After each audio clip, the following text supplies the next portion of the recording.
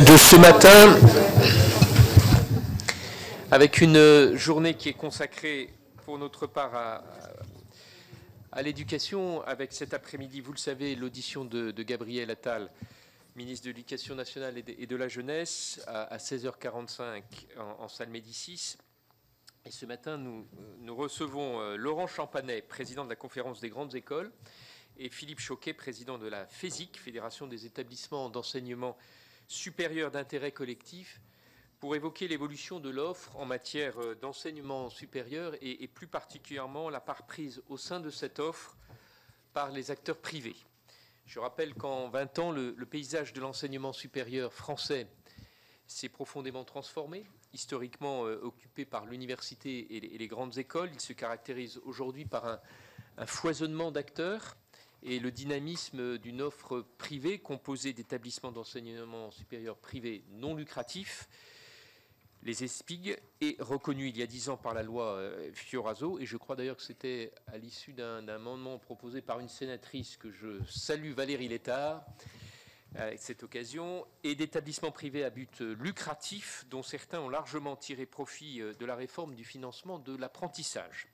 Je précise que l'objectif de cette table ronde et cette matinée d'échange n'est pas d'opposer le public au privé ou au sein de cette seconde catégorie, le privé lucratif, au privé non lucratif. Il s'agit plutôt, grâce à votre connaissance du secteur et votre expertise, d'appréhender les conséquences de cette évolution et de comprendre les tensions qui sont apparues ces derniers mois sur le sujet.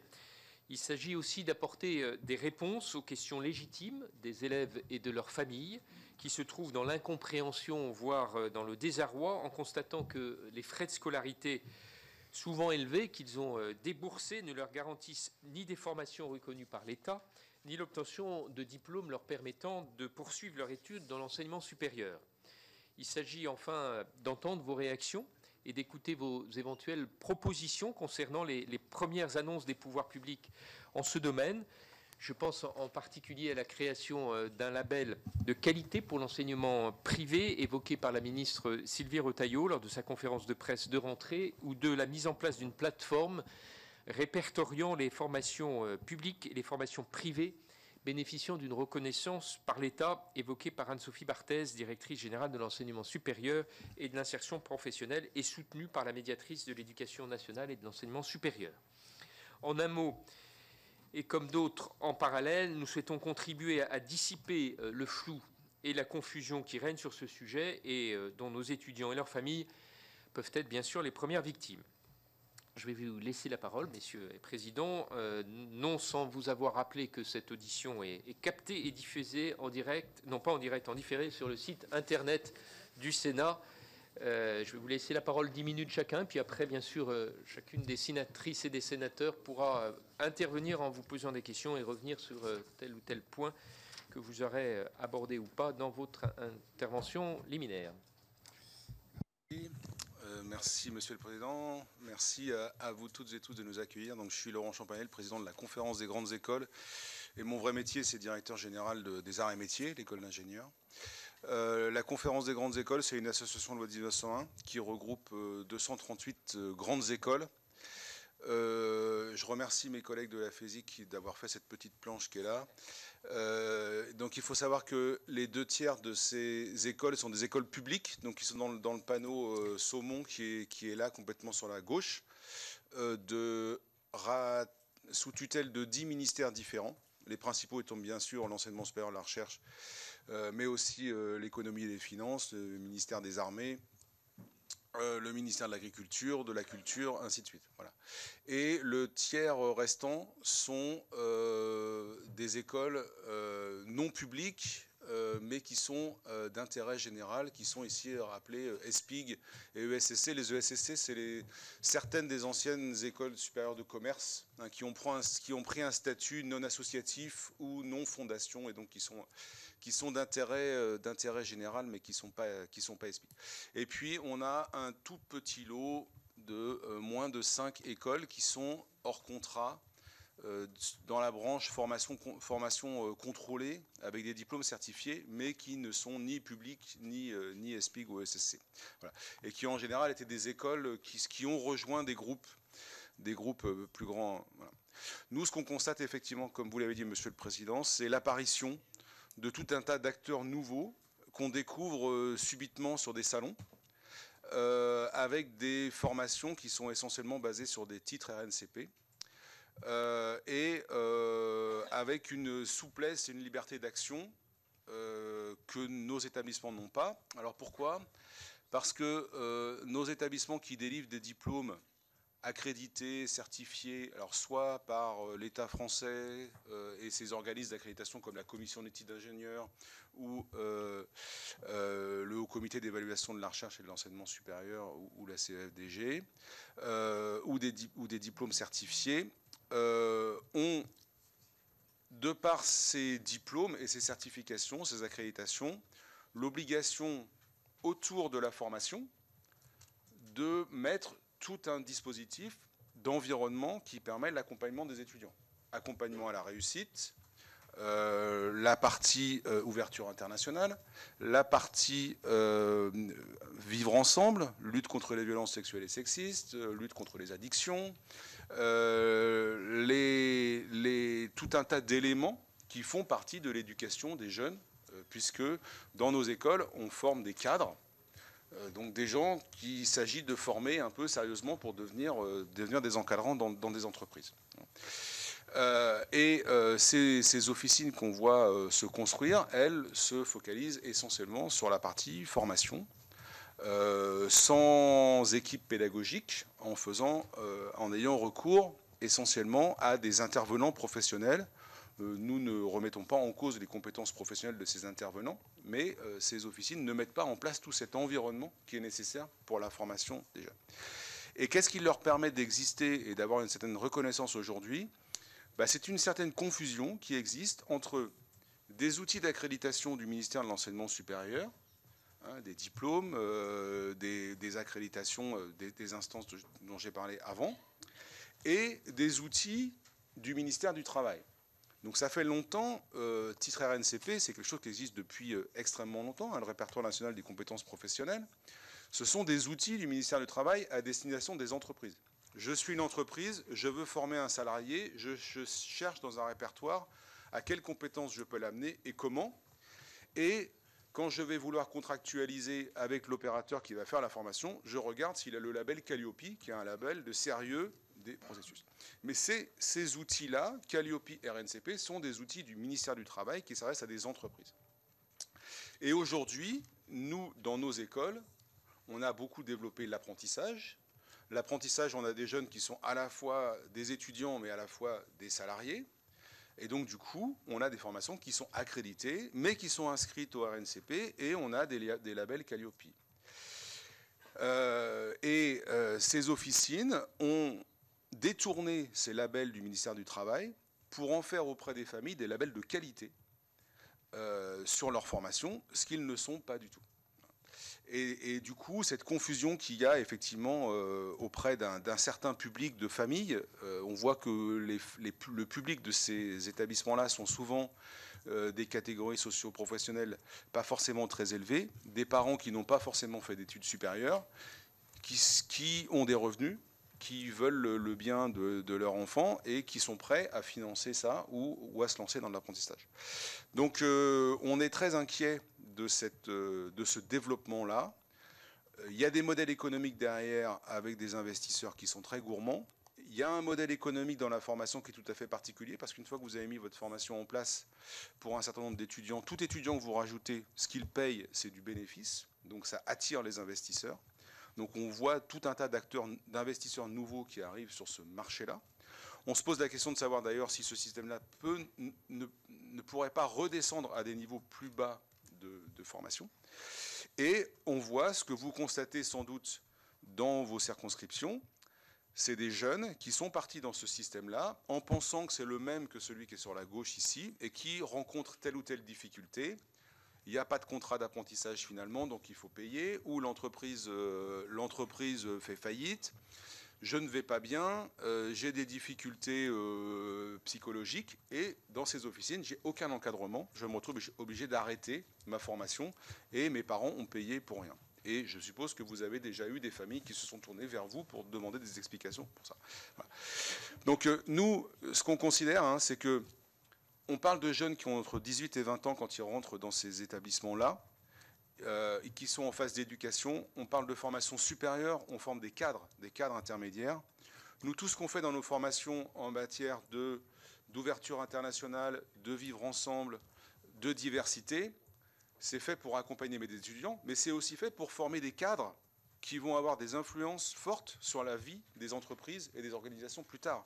Et tout ce qu'on fait en termes autour de la formation, c'est utile pour le développement de ces futurs cadres. Et tout ça, c'est absent des formations de ces officiers. Donc nous, on considère que cette formation-là qu'on apporte, elle est vitale pour la jeunesse de la France et pour ses futurs cadres, et qu'il devrait y avoir de la régulation dans le système pour qu'on ne puisse pas former ce type de personnes sans tout cet environnement de formation, sans toute cette qualité de formation qui est importante, et encore moins avec un financement public indirect à travers l'apprentissage. Donc on souhaiterait qu'il y ait une régulation sur l'ouverture de tels organismes de formation. Voilà un petit peu ce que je voulais vous dire et je répondrai à vos questions après. Merci, M. Champanet. M. Choquet. Oui. Donc, bonjour merci, Monsieur le Président. Bonjour à toutes et tous. Donc voilà, quelque part, nous sommes honorés qu'une des premières sessions des sénateurs, des nouveaux sénateurs, voilà, porte sur l'éducation, qui est quand même une mission essentielle pour notre pays, qui est une mission régalienne de l'État et dont on constate au fait que il y a une libéralisation qui peut nuire en fait à sa qualité. Hein, et donc voilà, je trouve très important qu'on puisse échanger sur ce sujet. Alors, essayer de vous présenter simplement ce secteur qui s'est beaucoup complexifié au cours des dernières années n'est pas évident. Donc tous les schémas seront approximatifs, mais on a essayé au niveau de la physique de vous faire cette présentation. Donc avec effectivement cette segmentation qui sépare les établissements qui sont en contrat avec l'État, c'est-à-dire qui s'inscrivent dans la mission de service public de l'État, qui sont évalués par le Haut Comité d'évaluation de l'enseignement supérieur et de la recherche, qui sont évalués par différentes structures telles que la commission du titre d'ingénieur ou la FNDG pour les écoles de management.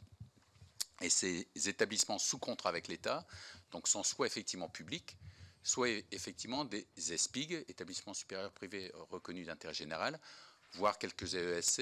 Et puis il y a ces autres écoles, voilà, dont on ne porte pas de jugement sur la qualité a priori, hein, mais qui se positionnent hors contrat, donc qui n'assument pas cette mission de service public.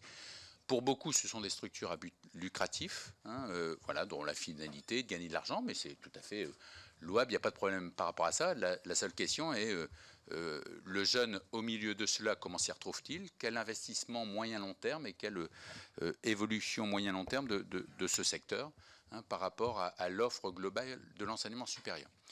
Donc par rapport à cette segmentation, donc la FESIC, effectivement, est la principale fédération des ESPIC, puisqu'elle regroupe une trentaine d'établissements d'enseignement supérieur, à la fois écoles d'ingénieurs, écoles de management, écoles de commerce et écoles en sciences humaines et sociales ou écoles d'art. Donc moi-même, je suis directeur général de l'Institut Polytechnique Uni-la-Salle, voilà, qui relève à la fois du ministère de l'Agriculture et du ministère de l'Enseignement supérieur et qui a 170 ans. Donc la contractualisation entre l'État et des établissements d'enseignement supérieur est ancienne, hein, ça a quasiment été créé concomitamment à la création des grandes écoles spéciales créées au moment de la Révolution.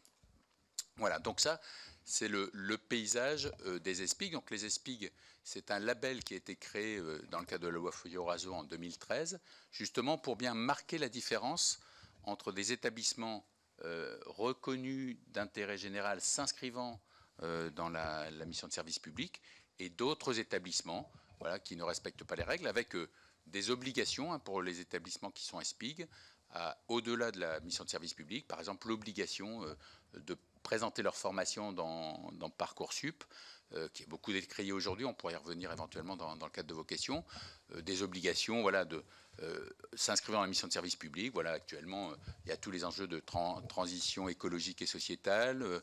Là, récemment, il y a un problème au Proche-Orient, on nous demande d'avoir des attitudes. Voilà, on s'inscrit complètement, hein, dans la politique publique, et ça me semble être important à signaler.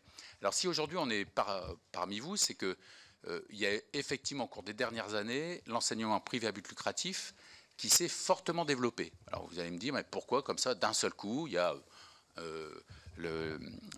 l'arrivée de ces structures qui peuvent être soit très grosses, hein, comme Galiléo, ou beaucoup plus petites, alors qu'on qualifie quelquefois d'officines.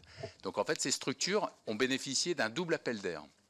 L'appel d'air en fait de la formation par apprentissage, qui est tout à fait légitime. Hein. L'apprentissage dans l'enseignement supérieur est très ancien, il y a plus de 30 ans.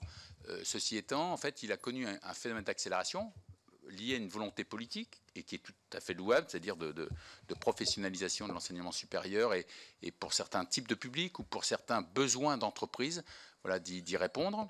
Voilà. Et également un financement beaucoup plus généreux. Hein. Donc ça, c'est un point qui me semble important. L'autre élément aussi significatif qui a contribué à cet appel d'air, en fait, c'est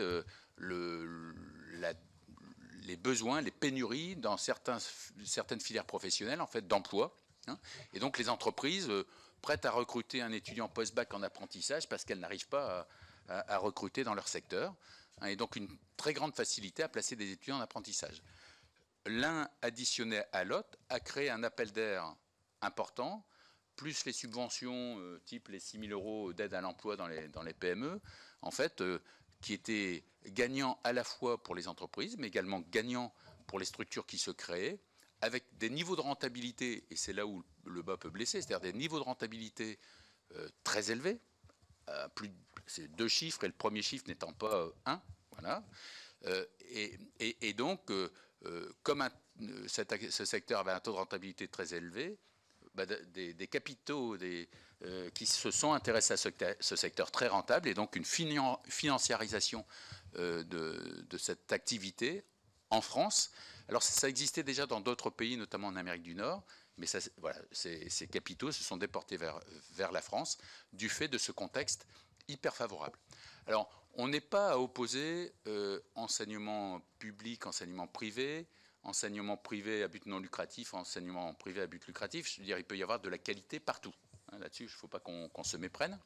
En revanche, c'est vrai que le très fort développement de cet enseignement privé à but lucratif, très peu régulé, comme le disait Laurent Champanet, en fait, peut avoir des effets très négatifs en fait, sur notre système éducatif.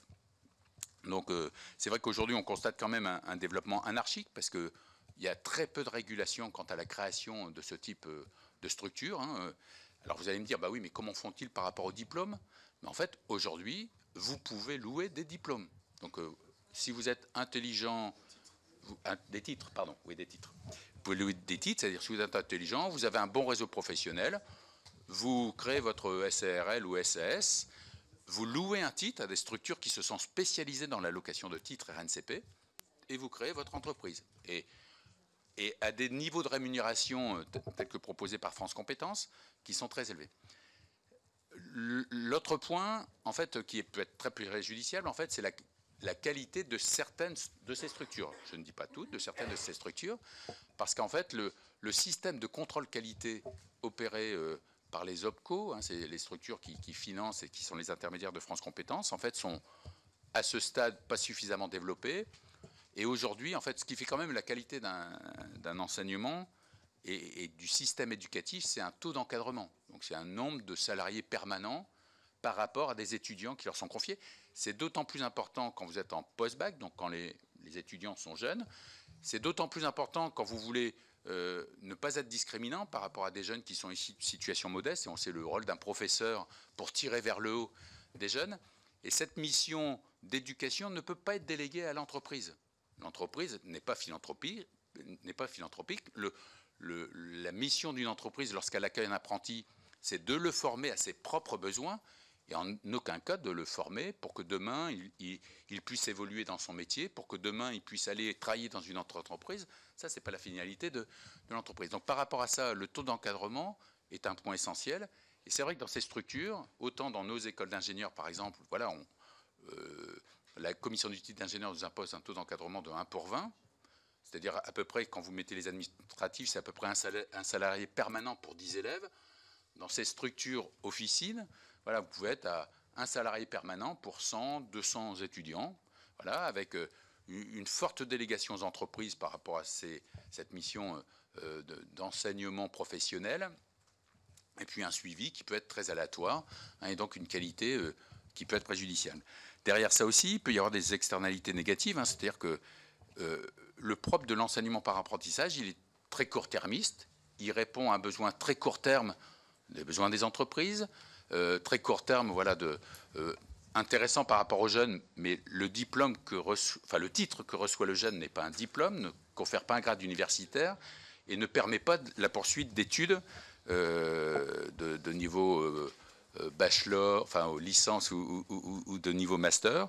Et donc, quelque part, c'est très court-termiste. Il n'y a pas obligatoirement les fondamentaux qui demain permettront à des jeunes d'évoluer. Voilà. Et donc, ça tire inévitablement l'enseignement supérieur vers le bas. Voilà. Alors, on se plaint beaucoup en France que voilà, le système d'éducation nationale, le niveau baisse. Il ne faudrait pas que l'enseignement supérieur soit également attiré vers le bas parce que ces structures qui sont très compétitives, qui essayent d'attirer des étudiants, qui essayent de déstabiliser le système, tirent l'ensemble du système vers le bas. C'est-à-dire que pour attirer les élèves, c'est vrai que l'essentiel de la concurrence se fait au niveau du recrutement, avec quelquefois des propos ou des arguments commerciaux qui induisent les familles en erreur, et a fortiori les familles qui sont peu renseignées. Et c'est vrai que derrière ça, les jeunes, en fait, peuvent être attirés vers des formations, effectivement, où ensuite ils ont à payer, et sans lendemain, qui ne leur permettront pas d'évoluer. Et donc ça me semble être un point essentiel à intégrer. Bon, après, on aura effectivement quelques recommandations à faire, mais qui tiennent surtout à la régulation de ce secteur qu'il est insuffisamment aujourd'hui. Et je pense qu'il y a urgence, voilà, pour que notre système d'enseignement supérieur reste une référence au niveau international. Merci. Alors, je vais vous passer la parole maintenant, en commençant par Stéphane Piednoir. Je précise, il y avait à l'ordre du jour ce matin la désignation des rapporteurs. Nous le ferons cet après-midi avant l'audition de Gabriel Attal. Donc, ce n'est pas au rapporteur que je passe la parole, mais c'est à Stéphane Piednoir. Voilà. Il va prendre la parole. Merci, Monsieur le Président. Messieurs les Présidents, merci pour ces propos et ce panorama, je dirais, à la fois utile, je pense, pour l'ensemble des collègues, et éclairant sur ce qui se passe aujourd'hui dans l'enseignement supérieur public et privé. On a, donc, précédemment, quand j'étais encore rapporteur, eu l'occasion de travailler sur ces sujets assez longuement. Je rejoins ce que vous avez dit à un moment donné. L'intérêt de tous les acteurs de l'enseignement supérieur, c'est bien évidemment la qualité des formations et des titres qui sont délivrés. Ce qui nous importe à tous, c'est d'avoir des étudiants formés qui puissent s'insérer dans d'excellentes conditions, qui puissent participer à la richesse du pays, je vais le dire comme ça. Et c'est bien de cela que nous discutons, nous sommes amenés à discuter aujourd'hui. Alors, plusieurs questions par rapport à vos propos. Bon, j'ai entendu que vous parliez de régulation, vous réclamez de la régulation par rapport donc à toutes ces écoles hors contrat qui par définition sont hors contrat. Donc, quelles sont vos pistes pour faire de la régulation avec des établissements qui justement n'ont pas de critères imposés par l'État? On peut penser cependant, je vous laisserai évoquer, mais au taux d'encadrement. Et puis aux conditions d'octroi des primes sur l'apprentissage, puisqu'on sait que ce sont les nouvelles procédures d'apprentissage dans l'enseignement supérieur qui ont boosté le développement de ces formations dans l'enseignement supérieur privé dit lucratif. Deuxième question, le ministère a annoncé en juillet, donc pendant l'été, la mise en place d'ici l'année prochaine, d'une plateforme répertoriant les formations publiques et les formations privées délivrant reconnu d'État et délivrant des titres. Et il me semble qu'il y a un cycle de discussion qui doit être entamé, qui a été entamé. Je ne sais pas si c'est le cas. Est-ce que vous pouvez nous en dire un petit peu plus sur l'état des discussions actuelles avec le ministère? Troisième question, en fait, sur l'éclairage. Comment éclairer les familles et les étudiants qui sont un peu perdus? Vous avez, comme beaucoup d'ici, j'ai été enseignant moi-même et amené à orienter, à aiguiller un petit peu le choix des étudiants sur Parcoursup, et Dieu sait si ça n'est pas facile. Comment faire en sorte que les familles y voient un petit peu plus clair dans ce foisonnement de cursus, avec ces titres, ces diplômes, je peux vous garantir que pour un certain nombre de familles, c'est pas du tout clair et le distinguo n'est absolument pas fait. Pire, l'absence de reconnaissance par l'État. Est-ce qu'on a des pistes pour signaler ça de manière plus forte? En gros, comment rendre plus lisibles ces différents paramètres pour aiguiller au mieux le choix des familles et des étudiants. Et puis dernière question sur les effectifs la sonnette d'alarme qui a été tirée pendant l'été sur les effectifs dans les écoles, notamment les écoles d'établissement supérieur et notamment les écoles de management, qui peinent à remplir leur banc. C'est vraiment très, très significatif cette année, avec des parades, hein, l'ouverture de bachelor, la proposition de passerelle. Ma question, c'est quel est votre positionnement par rapport au taux réservé aux classes préparatoires, aux étudiants qui sortent de classes préparatoires, qui ont fait quand même la spécificité de ces écoles, de ces grandes écoles. Et donc, quelle est votre position? Est-ce qu'il y a un seuil en dessous duquel il vous semble pas correct de descendre? Je vous remercie. Je vais vous laisser répondre à cette première série de questions, puis nous en prendrons d'autres après. Merci, monsieur le sénateur, pour ces questions. Alors, sur la question de la régulation, nous, on a eu cet échange, on a été impliqué dans la mission du ministère de l'Enseignement supérieur sur ces questions-là. Nous, on considère que l'éducation, c'est quand même quelque chose d'important, qu'on doit confier à des gens dont c'est le métier. Ce n'est pas à vous que je vais l'expliquer. Et qu'en termes de régulation, on pourrait exiger, pour l'ouverture d'un organisme de formation, qui ait une équipe pédagogique à minima et une équipe d'encadrement qui puisse permettre un certain encadrement de qualité auprès de ces jeunes. Alors en particulier quand on s'adresse à des jeunes. Aujourd'hui, on nous répond, on nous oppose la liberté d'entreprendre. Bon, voilà. Alors, il existe des professions régulées, c'est pas forcément là la question, mais au moins d'exiger un certain taux d'encadrement. Comme l'a dit Philippe, nous, pour être accrédités pour une formation d'ingénieur, on a une exigence de taux d'encadrement. Même si j'ouvre un nouveau campus, il faut que sur ce campus, je mette des enseignants permanents, je mette des personnels administratifs permanents. Donc on pourrait exiger quelque chose du même type. On ne sait pas dire aujourd'hui, alors par rapport aux travaux que la ministre Retailleau a lancés, les travaux de réflexion n'ont pas encore commencé. On sait qu'on va être impliqué dans ces réflexions. La question de la plateforme, je dirais, il existe déjà une plateforme qui s'appelle Parcoursup. Parcoursup, dans l'esprit de beaucoup de gens, c'est un système de sélection. Dans le nôtre, c'est un système d'information, avec une information homogène. Alors, il y a toutes les filières post-bac, il n'y a pas les filières au niveau master, mais déjà, en termes il y a beaucoup de choses, avec une signalétique, avec des logos qui permettent effectivement de préciser tous les types de reconnaissance. Donc on n'est pas forcément sûr qu'il y ait besoin d'une autre plateforme.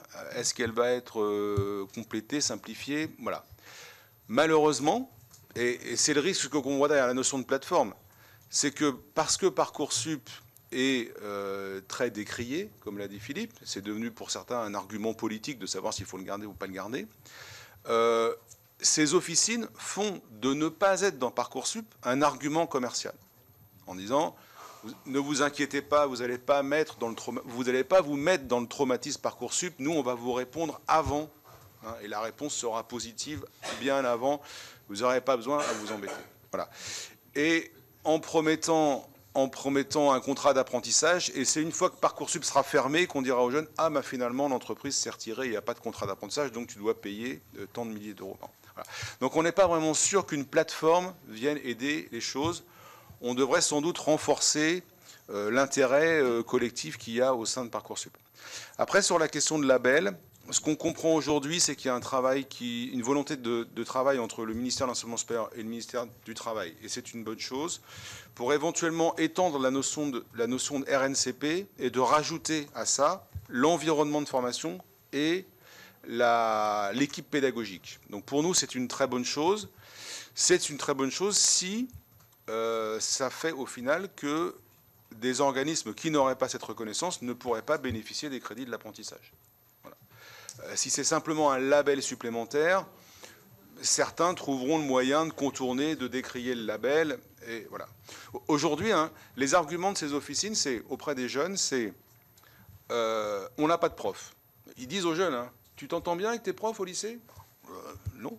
Eh ben, chez nous, il n'y a pas de prof, il n'y a que des professionnels. Voilà. Donc c'est mieux. Hein. Il n'y a pas de diplôme, parce que les diplômes, c'est has-been. Maintenant, c'est les compétences professionnelles, et c'est l'insertion professionnelle à la fin. Voilà. Et certains n'ont pas de locaux, tout est à distance. Voilà. Et puis, on leur dit, il y a des coachs qui vont vous guider dans votre formation. Donc c'est ça le modèle qui est proposé. Donc voilà, on est pour une extension, un rapprochement entre les travaux du ministère de l'Enseignement supérieur et les travaux du ministère du Travail vers un label comme ça, si ça effectivement empêche certains d'avoir accès au crédit de l'apprentissage. Et alors sur votre dernière question, sur la question des classes préparatoires, bon, pour nous les classes préparatoires restent quand même un élément important de notre recrutement. Effectivement, on constate, comme vous l'avez dit, que globalement, nous, le discours qu'on a auprès de la ministre, c'est de dire, notre système, dans nos écoles, il y a de la place. On pourrait faire plus, sans forcément demander des financements publics supplémentaires à travers les contrats. Voilà. On pourrait faire plus. Ce qui nous manque à l'entrée, c'est un flux de jeunes qui veulent venir dans nos écoles. Ces officines détournent une partie de ce flux, hein, clairement, qu'on pourrait absorber nous. Et effectivement, elle laisse entendre aussi qu'il pourrait y avoir un système de formation un peu souple, un peu en mode coaching, qui fait que ça jette le discrédit sur des formations plus exigeantes comme les classes préparatoires. Nous, ce qu'on estime, c'est qu'aujourd'hui, Philippe l'a rappelé, on a un enjeu collectif qui sont les enjeux de transition écologique, qu'il va falloir des cadres qui transforment les entreprises, et ces cadres, il va falloir qu'ils soient particulièrement au point pour faire les transformations dont il y a besoin, et on reste persuadé que la formation exigeante des classes préparatoires est très propice pour former ces cadres-là, en complément d'autres gens, plus de terrain, qui auront suivi d'autres parcours de formation. Après, sur la question votre question, c'était c'est quoi le niveau? Qu'est-ce que vous vouliez dire exactement par là? On voit que le nombre de préparationnaires qui sont dans issus des classes prépa qui sont dans les grandes écoles tend à diminuer quand même de façon assez importante. Est-ce que vous fixez un seuil en dessous duquel vous ne pouvez pas descendre? Non, on ne se fixe pas de seuil. C'est-à-dire qu'effectivement, nous, on est confrontés à une grosse demande des entreprises. Aujourd'hui, nous, dans nos conférences, hein, on reçoit effectivement des filières professionnelles, le nucléaire, le numérique, l'industrie, la banque, l'assurance, les métiers du chiffre. Tout le monde vient nous voir en disant on n'a pas assez de jeunes. Donc effectivement, on a élargi nos bases de recrutement parce que le flux qui rentre et donc qui sort des prépas n'est pas en augmentation. Donc c'est pas une volonté de basculer sur un autre mode de formation initiale dans nos écoles. Hein, c'est plutôt parce qu'on n'a pas assez de monde. Et malgré ça, on n'en a toujours pas assez. Et dans les écoles d'ingénieurs, le gros manque, c'est les femmes. Si on avait 50% d'étudiantes, on aurait les flux suffisants pour répondre aux besoins des milieux socio-économiques. Donc en fait, on n'est pas en train de se fixer un seuil en dessous duquel on arrête, quoi. En fait, je vais reprendre les différentes questions. Et par rapport à la régulation, je dirais ce qui est important, c'est quand même le jeune. Autant on peut réguler un secteur commercial, économique. Bon, allez, j'achète une savonnette, je me suis fait avoir, bon, tant pis, je rachète une autre savonnette. Il faut savoir que l'enseignement supérieur, c'est quelque chose qui impacte toute la vie du jeune. Et sa capacité à faire marche arrière est très faible. C'est-à-dire qu'une fois que je suis dans une formation, mes parents se sont mouillés pour que j'y sois. Je ne vais pas commencer à cracher sur la formation où je suis. Donc la capacité à se plaindre que quelque chose ne va pas est très faible. Et je n'ai pas tellement de comparatifs. Donc c'est d'autant plus important que l'État régule cela, que le jeune est exposé. Et malheureusement, les jeunes issus de milieux modestes sont les plus exposés en fait aux sirènes de ces structures à but lucratif, parce qu'on leur dit attendez, allez, vous avez le choix entre un BTS public où c'est quasiment gratuit, mais là chez nous c'est complètement gratuit, vous avez un petit salaire, puis si vous travaillez bien, à la fin vous êtes embauché. Ce discours-là, il est... pourquoi aujourd'hui les BTS publics quasiment gratuits, avec des bourses et tout ça, ne remplissent plus? Pourquoi certaines écoles publiques où l'université est en baisse? Parce que ce discours, il a prise auprès de ceux qui ont les moins éléments de discernement. Et je dirais ceux qui sont voilà, issus de familles voilà, où on accompagne le jeune, de CSP voilà, peut-être plutôt favorisés, ou ceux qui connaissent bien les arcanes de l'enseignement supérieur, ceux-là ne se trompent pas, et on les retrouve dans les écoles, dans les grandes écoles publiques, où de manière paradoxale, on voit baisser le nombre de boursiers, et on se dit, mais où sont passés les boursiers? Mais ils se font avoir sur ce type de système. Donc la régulation est essentielle. Il faut qu'il y ait à la fois lisibilité et contrôle. Voilà. Donc il faut clarifier le cadre, faire en sorte que voilà qu'on ne mélange pas des écoles sous contrat avec des écoles hors contrat, bien redire que Parcoursup est un super outil, comme on le disait tout à l'heure, et que n'y sont que des écoles voilà, qui sont garanties par l'État, sous contrat avec l'État, et que les autres écoles qui se sortent de ce système, c'est délibérément pour pouvoir dire au mois de février, venez chez nous, on a un nombre de places limité, si vous ne faites pas le chèque, on ne vous garde pas votre place. Avec des pratiques commerciales qui sont complètement, en fait, voilà, qui prennent à contre-pied ce que font 80% des établissements publics et privés, qui font du travail de qualité et qui sont préjudiciables au choix du jeune. Alors, par rapport à la lisibilité, oui, un label peut être intéressant, il faut qu'on en discute et qu'on fasse très attention, parce qu'il existe, le label ESPIG a déjà fait cette différence. Il faut sans doute travailler sur la plateforme. Alors on a une réunion avec, au niveau du Conseil consultatif de l'enseignement supérieur privé pour discuter de la plateforme. Il faut que la plateforme soit efficiente. Aujourd'hui, il y a des plateformes qui existent, mais sincèrement, allez-y. Voilà, c'est hyper complexe et c'est un peu la jungle. Donc il faut avoir des éléments très faciles à identifier pour les familles. Derrière, c'est également le contrôle. C'est-à-dire comment contrôle-t-on les structures qui font de la publicité commerciale mensongère. On a eu plusieurs cas dans nos fédérations de publicité commerciale mensongère. On a prévenu les ministères de tutelle, on a prévenu l'organisme accréditeur et aucune réaction. Donc si le fait de mentir m'expose à un risque très faible, si je mens au mois de janvier, sachant que Parcoursup se termine en avril et que je suis sanctionné à un rappel à l'ordre au mois de mai, voilà, j'ai recruté sans aucun souci avec de la publicité mensongère et j'ai fait le job. Donc par rapport à ça, faire très attention. Donc il faut contrôler également tout ce système de location que Laurent évoquait tout à l'heure. Je veux dire, on peut louer des titres RNCP, un titre commercial, c'est ce que tu évoquais tout à l'heure Laurent, et derrière je vends du management du sport sans aucun contrôle. Sans aucun contrôle qualité, et derrière ça, voilà, faut être beaucoup plus rigoureux. Alors, je ne veux pas dire obligatoirement remettre en cause le système de mise à disposition de titres, parce que certains établissements, avoir un titre RNCP est une mécanique compliquée. Certains établissements peuvent aider des plus petits établissements qui peuvent être sur des territoires à avoir des titres RNCP qui correspondent à une vraie réalité économique, un vrai besoin d'emploi sur les territoires. Donc, je ne dis pas qu'il faut casser tout le système.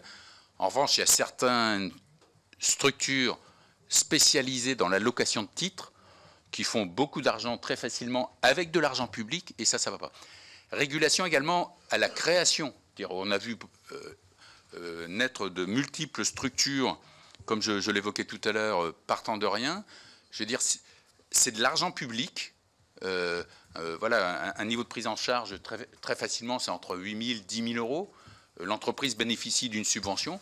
L'État ne peut pas distribuer de l'argent public à des structures qui se montent comme ça, quasiment sans aucun contrôle, qualité, peu de contrôle sur le diplôme et peu de contrôle par France Compétences ou les OPCO sur les diplômes. Donc la régulation, c'est aussi au niveau de la création de ces structures. Voilà, on ne peut pas faire n'importe quoi avec cette mission aussi essentielle qui est l'enseignement supérieur.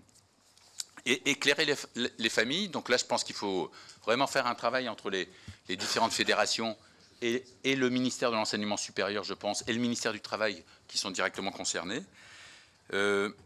Par rapport à la question des écoles de management et des classes prépa, il faut savoir qu'on a très peu de statistiques sur que deviennent les étudiants post-bac. Alors, on se dit, oui, il y en a beaucoup qui sont partis sur des formations sur titre, comme ça relève du ministère du Travail, c'est plus le ministère de l'Enseignement sup, donc on les perd des radars. Récemment, on a beaucoup parlé aussi des stratégies d'évitement. Ben voilà. Donc plutôt que de faire une prépa école de commerce, je suis dans un bon lycée parisien, je m'inscris à l'Instituto de Empresa à Madrid, voilà, où je crois il y a 800 Français. Je fais mes 3 années, sympa, dans un cadre agréable, dans une des meilleures écoles de commerce espagnoles. Et je suis repris à l'ESSEC ou à l'EDEC au retour. J'ai évité la prépa, j'ai un super réseau relationnel. Voilà, donc ces stratégies d'évitement, il faut qu'on les intègre. Et ça vient bypasser directement, en fait, les classes préparatoires. Alors, on est pris entre 2 éléments. Les jeunes, aujourd'hui, ne sont plus les jeunes d'il y a 10 ans. Voilà. Donc, ils sont un peu paumés dans leurs orientations, donc sensibles aux sirènes que j'évoquais tout à l'heure. Le sens de l'effort, a fortiori post-Covid, c'est plus obligatoirement celui que nous avions, donc le système des classes prépa. Et puis, par ailleurs, voilà, il y a ce que j'appelle les pouf schools. Voilà. Vous faites la journée porte ouverte, il y a des poufs, des billards, et la salle de pause, c'est une salle de jeux vidéo. Ah ben, les jeunes voilà, qui ne savent pas trop, ils se disent oh, ben, cette école est sympa. Voilà. Alors, il n'y a pas de prof, mais il y a des gens très avenants qui les accueillent. Donc, c'est Pouf School, c'est le contraire de l'exigence. Voilà. Mais nos entreprises du nucléaire, nos entreprises, toutes ces relocalisations qu'on veut faire, les jeunes ont un besoin d'un bagage minimum qu'apportaient avant les classes prépa ou les classes prépa intégrées dans certains établissements comme l'INSEE, les UTC ou certaines écoles d'ingénieurs privés qui avaient des classes prépa intégrées. Par rapport à ça, oui, le niveau d'exigence monte et il faut qu'on accueille dans nos écoles d'ingénieurs qui sont exigeantes tous les étudiants et de toute diversité sociale aussi, je le redis, parce que ce système, il attire malheureusement des jeunes de milieux plus modestes. Et non, ces jeunes ont des capacités et il ne faut pas qu'on leur raconte des sornettes et qu'ils viennent dans nos filières d'excellence pour alimenter nos secteurs économiques qui demain auront encore plus besoin de connaissances, de compétences et avec l'arrivée de tout ce qui est intelligence artificielle et tout ça, aussi de soft skills justement qui ne sont pas obligatoirement travaillés dans ces structures qui sont vraiment court-termistes. Merci. Et je vais prendre toutes vos questions et puis je précise pour nos nouveaux collègues que je vais commencer par prendre un représentant par groupe, mais quand un groupe a 2 questions, enfin ou 2 intervenants, bien sûr, il pourra également, la deuxième personne pourra également intervenir. Dans l'ordre, Yann Chantrel, Jean Ingret, Pierre Ouzoulias, Monique Demarco, Bernard Fialaire, Max Brisson et ensuite David Ross, Samantha Casbonne aussi, pardon, oui. Samantha Casbonne, David Ross et Pierre-Antoine Lévy.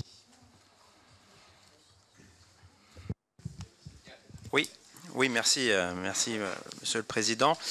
Donc, en fait, quand on regarde un peu dans les détails, depuis 30 ans, le nombre d'étudiants qui suivent un cursus dans l'enseignement supérieur privé donc, a triplé, atteignant plus de 20% des effectifs aujourd'hui. 3 quarts de ces étudiants sont inscrits dans des établissements qui sont placés quand même dans l'orbite de sociétés commerciales comme des grands groupes, comme Holmes, qui est détenu par un fonds d'investissement britannique. Vous avez aussi Galileo, qui est détenu par un fonds de retraite canadien, et la holding de la famille Bettencourt-Meyers. Mais en fait, le point aussi de cet essor du privé, c'est surtout dû principalement, il faut le dire également, à la paupérisation de l'université, à laquelle on n'a pas donné les moyens d'accueillir un nombre croissant d'étudiants depuis 2010. Il profite aussi, ce privé, d'une manne financière publique depuis la réforme du système d'apprentissage en 2018 qui a vu exploser l'alternance. C'est aussi, vous l'avez dit vous-même, vous y avez répondu tout à l'heure, c'est le résultat de l'anxiété qui est générée chez les lycéens et leurs parents par le manque de transparence qui entoure le fonctionnement de Parcoursup et sur lesquels surfe, et vous l'avez très bien dit justement, le privé. Donc la concurrence déloyale que constitue le secteur privé lucratif à l'égard du public, il repose souvent, et vous l'avez également mentionné, sur des pratiques commerciales qui sont trompeuses. On a la Direction générale de la répression des fraudes qui a révélé quand même qu'il y a plus de 30% des établissements privés supérieurs qu'elle avait contrôlés qui s'étaient avérés être en anomalie en matière de pratiques commerciales trompeuses en 2020. Des mentions sur l'employabilité post-diplôme dépourvues de toute justification vérifiable ou sur des partenariats non formalisés avec des grandes entreprises. D'ailleurs, je recommande le rapport de la médiatrice de l'éducation nationale que j'ai parcouru et de l'enseignement supérieur qui a fait état de 469 saisines concernant le privé lucratif en 2022. Vous avez par exemple des étudiants qui découvrent tardivement que le bachelor ou le master qu'ils ont obtenu, qu'ils préparent, ne fait pas l'objet d'une reconnaissance par l'État. Vous avez des étudiants qui se voient refuser le remboursement de leurs frais de scolarité alors qu'ils n'ont pas pu bénéficier de leur formation en raison d'une grave maladie ou d'un refus d'octroi du visa. Vous avez des étudiants qui ne parviennent pas à récupérer leur diplôme ou une attestation de réussite parce que la société commerciale qui est propriétaire de leur établissement a tout simplement mis la clé sous la porte, parfois en cours d'année. Alors, moi j'aurais 3 questions en fait, parce que ça a été abordé en partie, mais face au grand flou qui entoure ces formations, ça a été dit, il y a la ministre qui a annoncé la mise en place d'une plateforme que vous avez évoquée pour répertorier les formations publiques et les formations privées qui bénéficient d'une reconnaissance par l'État. Alors vous l'avez mentionné également, vous avez parlé qu'il fallait plus de régulation. Nous sommes tout à fait d'accord avec vous, il faut plus de régulation en la matière. Alors pourquoi justement laisser prospérer ces marchands de formation en établissant cette fameuse labellisation a posteriori? Pourquoi ne pas la faire a priori? J'ai cru entendre cette piste, mais est-ce que vous pourriez approfondir par rapport à ce sujet-là? J'ai une autre question aussi, c'est en lien avec l'article L731-14 du Code de l'éducation qui prévoit une sanction pécuniaire de 30 000 € pour le responsable d'établissement qui donne à celui-ci le titre d'université ou fait décerner des certificats portant le titre de baccalauréat, de licence ou de doctorat. Est-ce qu'on ne devrait pas justement prévoir des sanctions plus lourdes qui frappent non seulement le chef d'établissement, mais aussi les actionnaires de la société commerciale qui en sont les propriétaires? Et ma troisième question, c'est face au manque de transparence sur lequel surfent justement ces établissements, n'est-il pas le temps aussi peut-être d'exiger que soient rendues publiques des données concernant leur performance en termes d'insertion professionnelle, puisqu'ils en font souvent un argument de vente sans aucune preuve vis-à-vis des familles et des élèves? Jean Aigret. Merci, Monsieur le Président. Maintenant que l'ensemble des questions ont été posées par nos 2 excellents collègues Stéphane Piednoir et Yann Chantrel, il nous reste de répéter quelques questions. Mais moi, Monsieur Choquet, j'aurais voulu rebondir sur vos propos, vos derniers propos et vos propos introductifs qui font aussi écho à l'action de France Université qui a demandé des sanctions et une clarification sur la dénomination des établissements, ainsi que sur les intitulés des diplômes délivrés, qui doivent notamment ne pas faire référence à tout ce qui est licence, master et doctorat. La réelle inscription des diplômes délivrés au répertoire spécifique de France Compétences devrait être vérifiée dans tous les dossiers de demande de grade et de visa. Qu'en est-il? De plus, il y a aussi une demande de transparence totale sur la structure financière et la gestion de ces établissements, et aussi une évaluation dont les conclusions seraient rendues publiques pour être effectuée aussi par une institution indépendante. J'aimerais avoir votre position là-dessus. Notre collègue Yann Chantrel a parlé de sanctions. Moi, j'ai aussi cette question sur le bout des lèvres. Faut-il des sanctions, comme par exemple l'exclusion de certains établissements, de certains salons? Faut-il mettre en place un code de déontologie? Et faut-il aussi délivrer les chiffres sur l'insertion professionnelle? Et dernière question, avez-vous été auditionné par la mission de la Direction générale de l'enseignement supérieur et de l'insertion professionnelle sur l'enseignement supérieur privé lucratif? Je vous remercie. Pierre Ouzoulias. Merci, Monsieur le Président. Merci beaucoup pour votre propos qui est extrêmement clair. Et on voit très bien que certaines petites officines privées sont en train de développer un modèle qu'on pourrait appeler celui de l'auto-entrepreneur de sa formation. Considérer que chaque individu peut finalement bricoler sa formation, ce qui est la négation complète du principe de cursus qui est à la base de l'université française depuis le XIIIe siècle. Donc on est face à un changement de paradigme qui est extrêmement important. Moi, j'aimerais revenir sur sur les propos de M.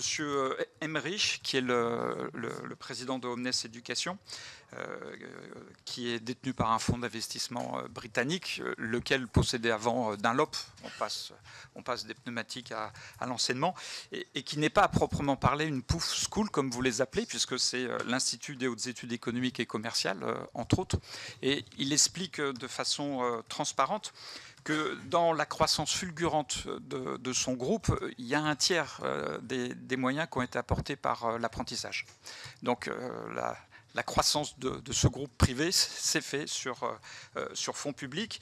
Et ensuite, il a une analyse assez radicale de ce que doit être l'enseignement supérieur, en considérant que finalement, il y a 2 critères qui comptent.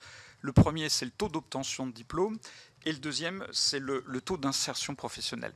Et il considère que la recherche, c'est quelque chose de tout à fait accessoire et que les enseignants, ils doivent d'abord se consacrer à la satisfaction de ces 2 choses et pas de la recherche. Ce qui pose un problème considérable pour notre politique nationale de la recherche, qui est très déficiente par rapport à nos concurrents européens.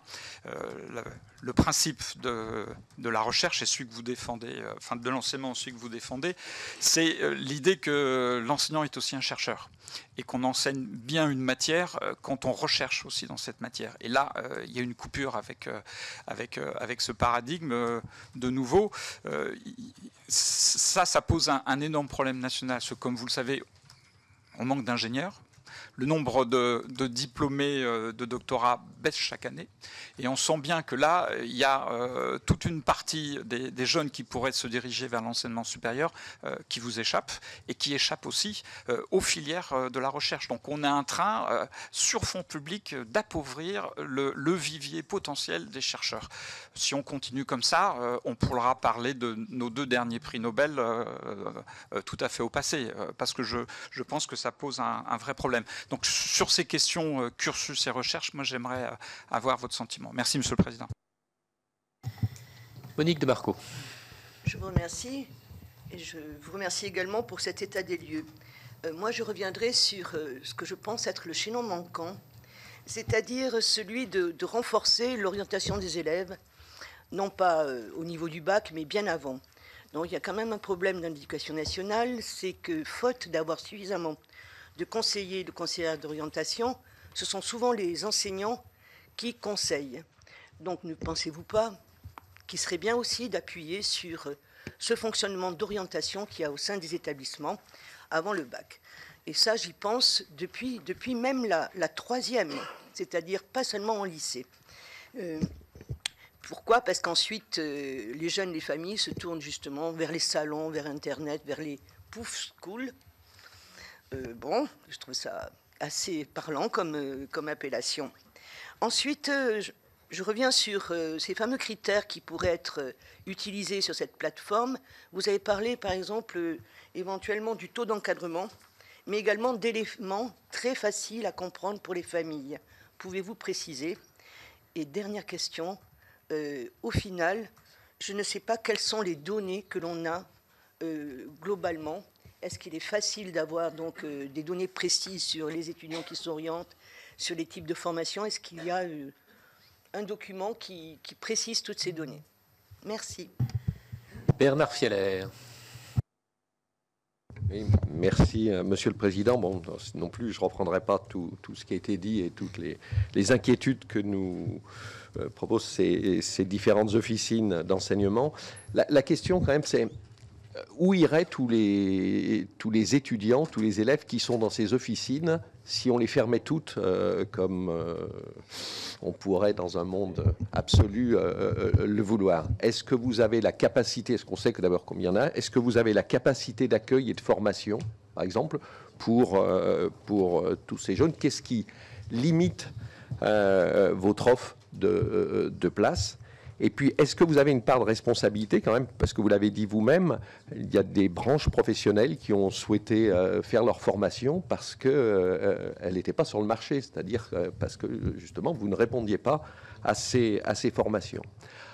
Après, il y a le problème quand même aussi de la mixité sociale. Vous avez bien dit que ça était recruté dans ces écoles plutôt des gens qui n'étaient pas enfants de SCP+, etc. Quand on voit quand même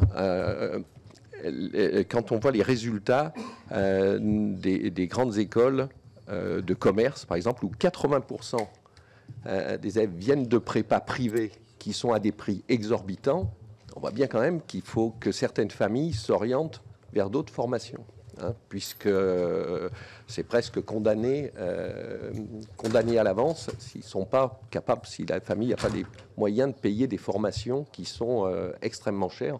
On a les prix et on a les résultats, d'ailleurs, des meilleures écoles de commerce. Donc, est-ce que le développement, justement, de classes prépa intégrées, possibilité de recrutement, c'est quelque chose qui pourrait être développé? Et quel est le pourcentage, justement, de prépa intégrées dans vos écoles?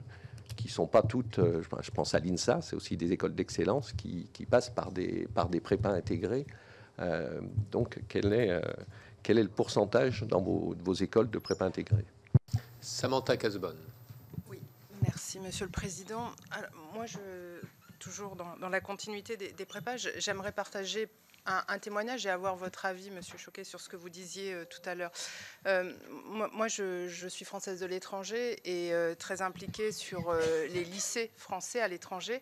Et je vois depuis quelques années un retrait totalement assumé de la part de nos élèves vers justement ces classes prépa, alors que nous avons des profils plutôt élitistes, hein, on ne va pas se mentir, dans ces lycées français. Et je suis assez sidérée, et ça reprend un petit peu ce que vous disiez sur peut-être la notion d'effort aussi, même hein, dans des établissements scolaires qui avaient cette vocation vraiment à pousser l'excellence, à ne plus intéresser par nos prépas en France ces profils d'élèves, qui sont d'ailleurs mixtes, hein, puisque nous avons des élèves totalement français des deux parents, nous avons des binationaux et nous avons des étrangers. Et la plupart se tournent aujourd'hui de ces profils-là, j'entends, vers des modèles anglo-saxons qui amènent à diversifier, on va dire, les compétences des élèves et qui les tournent moins vers l'exigence. Et vraiment, je rencontre systématiquement ces élèves de terminale et je suis frappée par cette évolution et que je ne m'explique pas dans ces lycées-là, autant je pourrais le comprendre par ailleurs. Donc c'est pour ça que j'aimerais un peu votre regard, parce que je n'arrive pas à en comprendre l'origine, si ce n'est un fait de société qu'on constate tous, de voir ce recul face à l'effort. Mais du coup, qui a aussi des conséquences dans nos lycées français qui tiraient par le haut, je dirais aussi, notre enseignement à l'étranger. Et aujourd'hui, où je trouve qu'il y a des... Voilà, même ils assument, ces élèves-là, de dire ben, non, c'est trop d'efforts et on va ailleurs, vers d'autres modèles. Voilà. Max Brisson. Merci, Monsieur le Président. Bien, je mesure combien mon intervention va être solitaire, décalée, y compris par rapport à mon propre groupe. Mais enfin, le pluralisme et la diversité sont le charme de notre Sénat. La première chose, je voudrais vous dire, vous avez fait un tableau qui sépare le bien du mal, dans lequel vous avez fléché ceux qui sont lucratifs et ceux qui ne le sont pas. Je ne suis pas sûr que tous les parents qui inscrivent leurs enfants dans les écoles de commerce consulaires aient la même version de ce qui est lucratif et de ce qui ne l'est pas. Deuxièmement, comme vieux professeur de classe préparatoire, j'ai tellement entendu les écoles de management vantaient le fait que chez eux, il y avait des professionnels à la différence d'université, que chez eux, il y avait un rapport à l'entreprise tellement différent de l'université. J'ai tellement entendu les écoles de commerce dire que les passerelles multiples permettaient d'éviter les classes préparatoires où on abrutissait par les formations académiques. J'ai tellement participé à des jurys de recrutement à des jurés dans les écoles de commerce où on me disait bien clairement que les formations académiques étaient obsolètes et dépassées, et qu'il fallait être en phase constante avec l'entreprise, pour me dire qu'il me semble que l'arroseur est aujourd'hui arrosé. Et qu'à force d'avoir tapé sur les classes préparatoires, on se retrouve dans la situation où on est aujourd'hui. Et donc j'aurais du mal à vous plaindre. L'université, je ne vais pas remonter au XIIIe siècle comme le président Ouzoulias, mais au moins à Bonaparte. Après tout, les écoles, les unes après les autres, ont tout fait pour échapper au monopole de l'université. Notre système s'est construit ainsi. On a eu d'ailleurs beaucoup de mal à l'expliquer aux Européens, où finalement les meilleurs des élèves n'allaient pas à l'université mais rentraient à l'école et restaient des élèves. Et ainsi s'est construit notre système. Et la partie gauche du tableau qui sépare le bien et le mal s'est nourrie là-dessus pendant des décennies. Donc, moi je constate qu'on a péché et que l'on souffre aujourd'hui par où on a largement péché, où on a construit un système qui a affaibli l'université. Nous avons eu, Monsieur le Président Ouzoulias, dans l'hémicycle, des débats sur le rôle des docteurs dans le mode de recrutement de nos entreprises et la place et le rôle des docteurs dans notre pays. On a ouvert la porte et beaucoup s'en sont engouffrés. Alors une fois que j'ai dit ça avec force, il est évident que je combats, moi je vais utiliser le vocabulaire ancien, vous êtes dans une vieille maison, les marchands de soupe, et je les ai toujours combattus comme professeur de classe préparatoire. Ils ont toujours résisté, les marchands de soupe, peut-être même dans la partie gauche du tableau qui sépare le bien et le mal. Et donc je suis bien d'accord avec vous de la nécessité de mettre de l'ordre dans tout cela, de réguler autant que faire se peut, de contrôler, de sanctionner, mais malgré tout, de se poser un certain nombre de questions. Vous avez donné quelques causes de cet essor remarquable. Un étudiant, aujourd'hui sur 4, en disant une progression de 20 à 25%, il y a quelques sujets. D'abord, de l'absence de certaines formations dans la partie gauche du tableau, qui explique qu'on va aller chercher dans la partie droite. À force de ne pas vouloir être en phase avec des évolutions de la société et des métiers, le marché comble l'absence lorsque le service public n'est plus au rendez-vous.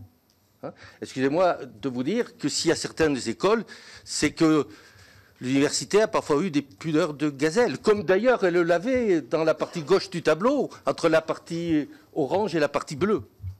Et que si les écoles consulaires ont existé, c'est qu'il y avait le plus grand mépris pour ce qu'on appelait à l'époque les épiciers, c'est-à-dire ceux qui se dirigeaient vers les études de commerce. Bon voilà, c'est cette histoire-là. Elle n'est pas nouvelle, et vous en avez votre part de responsabilité. Une fois que je vous ai dit cela, je pense qu'il faudrait en effet qu'on se pose un certain nombre de questions sur les causes de cet essor, qu'on cherche des voies de régulation, mais qu'on se dise aussi que ce que vous appelez la liberté d'entreprendre, je l'appelle moi la liberté d'enseignement et que c'est un principe constitutionnel. David Ross. Merci Président, merci effectivement pour cette présentation. Puis alors vu toutes les questions qui ont été posées, j'aurais quasiment pu m'abstenir, mais finalement notre collègue Brisson m'amène peut-être à réagir un petit peu. Il semblerait que la partie gauche, saumonner et pêcher, sans jeu de mots. C'est lui qui le disait lui-même. Alors je ne sais pas si aujourd'hui il s'agit de faire rédemption, mais en tout cas la vraie question qui se pose, c'est pas d'opposer effectivement le public au privé, c'est d'abord la question du côté lucratif. Lucratif, c'est-à-dire bénéfice, donc à qui va le bénéfice? Si le bénéfice va au système de l'enseignement supérieur, cela me va bien. S'il y a des actionnaires qui ont d'autres intérêts, ça pose question. Alors moi, ce que je trouve important, en tout cas dans le sujet, je ne sais pas si vous pourriez y répondre aujourd'hui, ce serait que vous puissiez nous quantifier par rapport à tout ce que vous avez décrit en fonction des filières, notamment par rapport aux sciences dures, par rapport au management, par rapport à l'économie. Est-ce que le phénomène est le même en fonction des différentes filières? De voir s'il y a une évolution depuis le Covid et depuis aussi la mise en place de Parcoursup ou des Parcoursup, parce qu'il y a eu beaucoup d'évolutions en la matière. Et puis, il y a la question, ça a été évoqué, donc de la visibilité. Alors, vous avez dit les enfants, ou non pas les enfants, les étudiants sont paumés, les jeunes sont paumés. Alors, je pense qu'il n'y a pas que les jeunes qui sont paumés. Vous avez les parents qui sont paumés. Vous avez aussi des acteurs de l'enseignement supérieur, et je sais de quoi je parle, qui sont aussi paumés. Et donc, ça pose la question plus globalement de la visibilité. Et donc, dans cette visibilité, à mon avis, ça a été dit, il y a la question de la statistique. C'est-à-dire qu'il faudrait qu'on puisse avoir accès sur les statistiques dans la durée et avoir des infographies qui soient alors soit par un organisme indépendant, soit par une délégation interministérielle validée pour qu'on puisse avoir sur plusieurs années cette infographie qui fait part effectivement des labels accordés, de l'efficacité en termes d'entrée et de sortie, et notamment sur le côté emploi. Sur l'entrée, ça pose plusieurs questions, puisqu'il y a le timing entre Parcoursup et les filières qui permettent sur dossier de recruter en amont. Il y a ce que vous avez dit sur les manières de détourner. Alors, j'ai entendu vous parliez de Madrid. Je sais qu'au Québec aussi, il y a beaucoup d'attentes. Ça doit être pour aller voir notre collègue Yann Chantrel.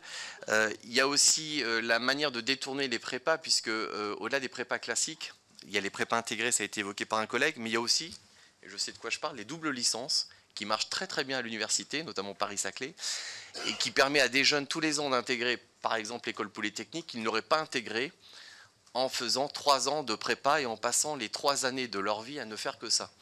Je dis ça parce que ça nous pose aussi la question, même si on a tendance à dire que les jeunes ont moins envie de faire l'effort, je pense qu'il faut qu'on fasse attention à cela.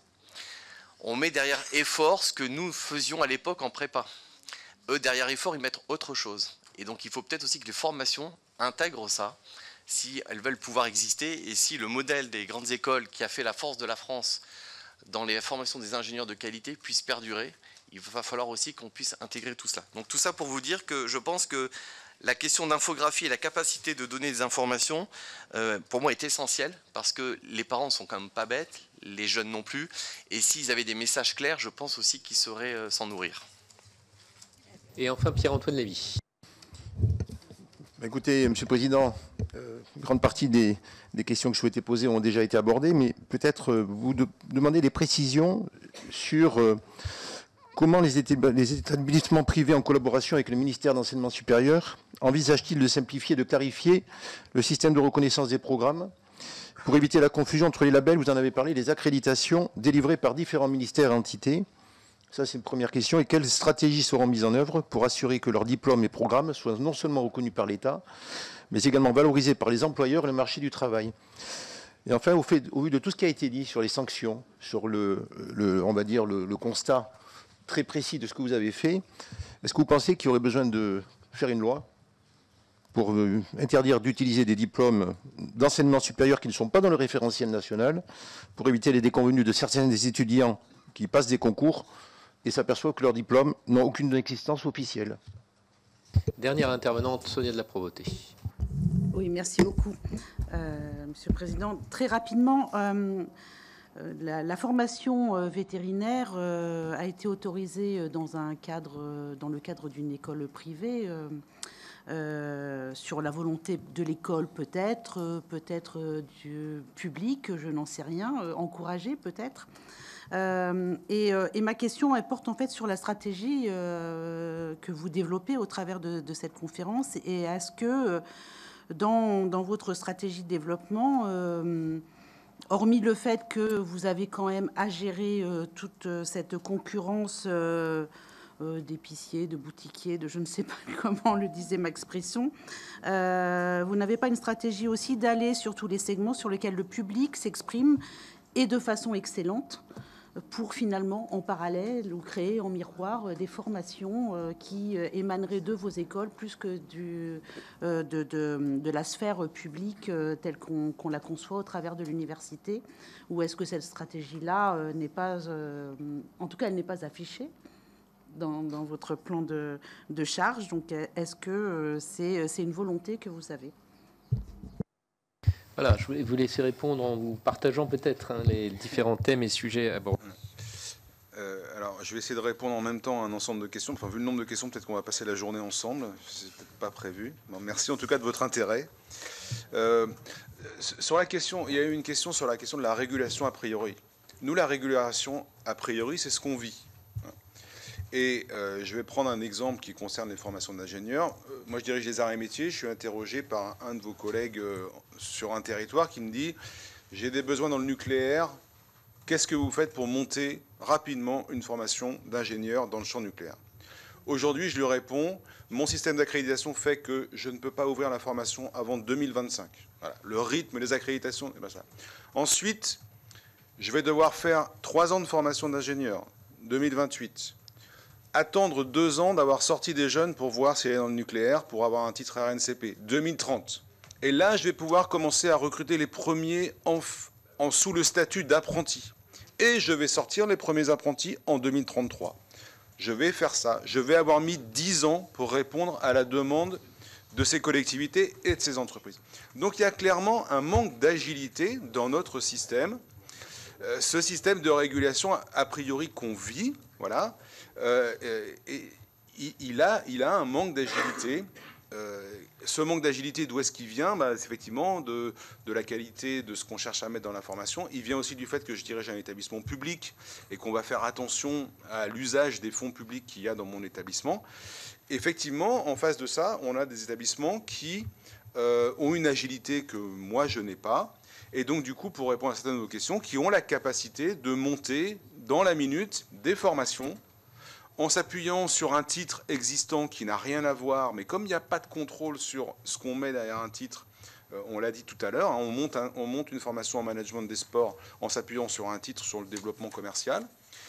Ces gens-là, on les laisse monter très rapidement et avec une qualité inconnue des formations qui sont potentiellement attractives parce que semblant être plus au goût du jour.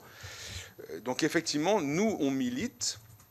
Pour répondre à votre question, on a des capacités, on peut absorber ce flux dans nos écoles, je l'ai dit tout à l'heure, et on milite pour plus d'agilité dans nos établissements publics ou nos établissements non publics sous contrat pour pouvoir monter rapidement des formations et qu'on fasse aussi confiance à ce qu'on a fait avant et sur des formations qu'on a depuis longtemps, sur notre capacité à faire des formations de qualité et qu'on ait un petit peu de régulation a posteriori quand on est un établissement qui a pignon sur rue et qui est sous contrat avec l'État ou qui est un établissement public.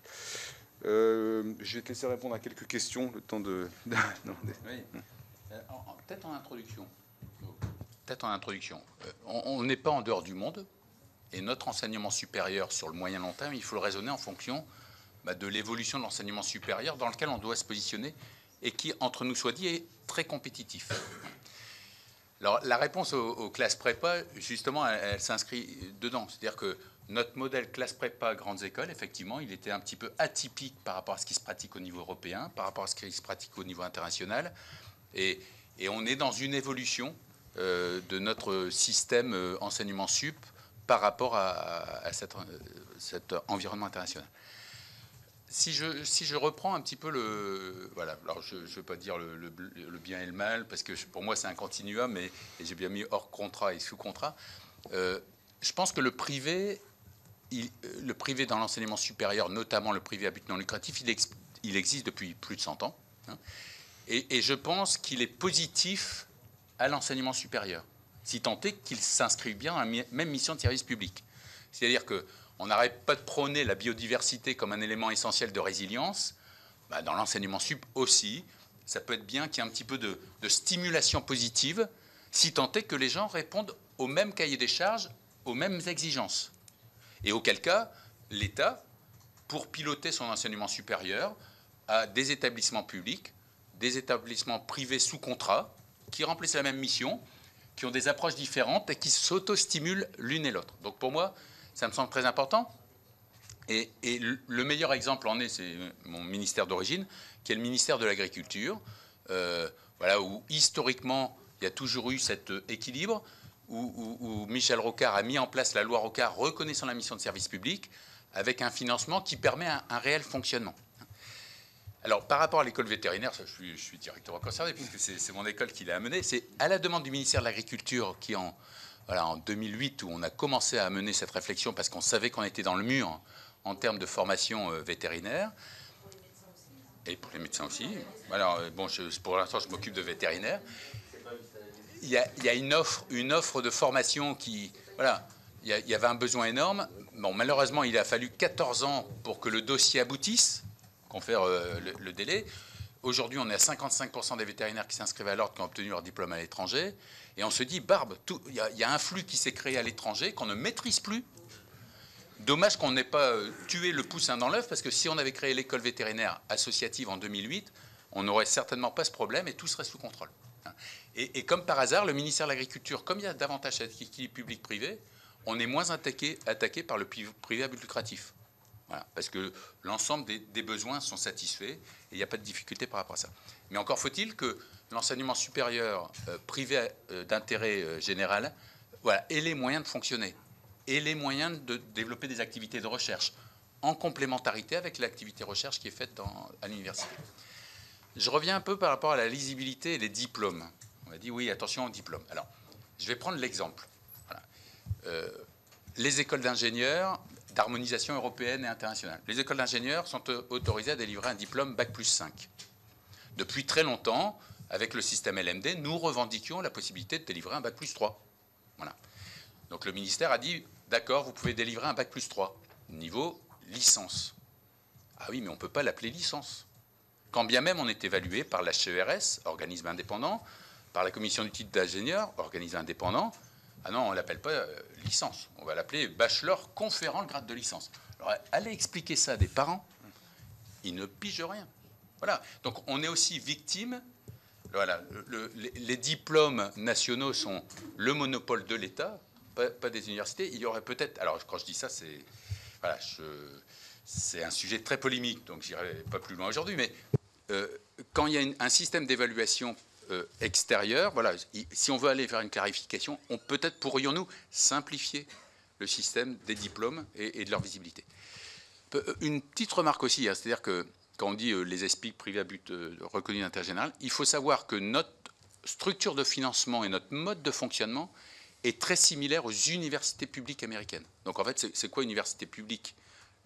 Alors je ne suis pas pour le privé, les établissements privés américains qui facturent des frais de scolarité énormes, mais les établissements publics américains, les Land-Grant College, les très vieux, là, qui ont été créés en 1852, ont un mode de financement et une autonomie de fonctionnement très similaire aux ESPIG. Et quand je leur dis qu'en France, on est considéré comme privé, ils pouffent un peu de rire parce que eux, voilà, ils sont publics, reconnus comme publics et intervenants. Donc je pense que l'évolution dans la reconnaissance des ESPIG est très positive, notamment sur les activités de recherche dans la dernière loi de programmation de la recherche. Comme ça nous inscrit vraiment comme des acteurs de la recherche publique et complètement inscrits dans la mission de service public. Je continue. Oui, juste quelques éléments. Donc, oui, on a été auditionné par la mission de la DGECIP et on sera auditionné la semaine prochaine par la mission de l'Assemblée nationale sur ce sujet-là. Sur la question, vous avez posé beaucoup de questions sur la question de la diffusion de résultats d'insertion.